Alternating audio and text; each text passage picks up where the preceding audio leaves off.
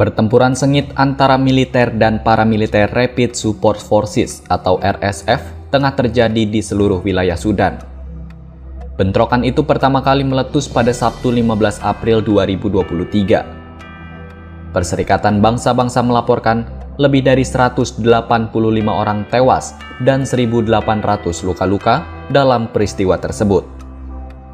Kedua pihak saling mengeklaim menguasai situs-situs penting di ibu kota Sudan tersebut.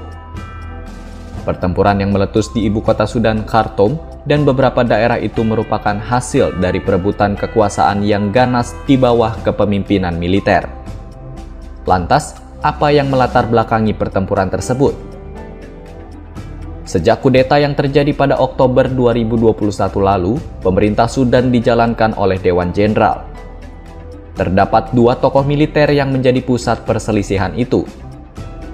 Mereka adalah Jenderal Abdel Fattah al-Burhan yang menjadi kepala angkatan bersenjata sekaligus presiden hasil kudeta negara itu, serta wakilnya yang juga menjadi pemimpin RSF, Jenderal Mohamed Hamdan Dagalo atau yang dikenal dengan Hameti.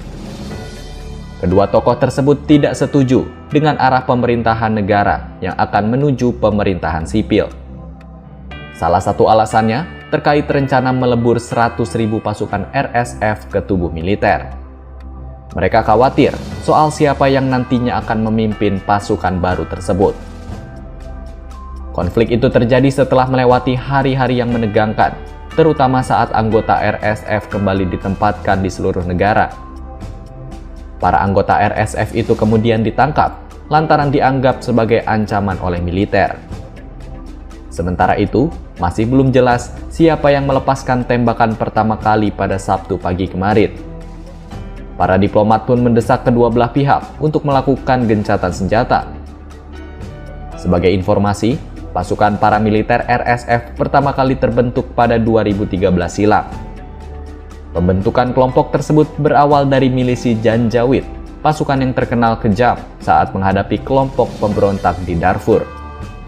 Sejak saat itu, Jenderal Dagalo membangun pasukan yang kuat, yang juga terlibat dalam konflik di Yaman dan Libya.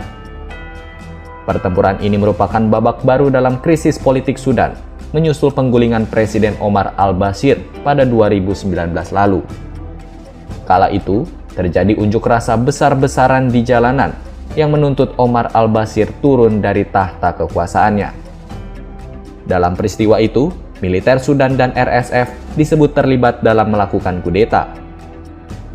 Pemerintahan bersama militer sipil kemudian dibentuk, namun kembali digulingkan dalam kudeta lainnya pada Oktober 2021. Sejak saat itu, persaingan antara Jenderal Burhan dan Jenderal Dagalo semakin menjadi-jadi.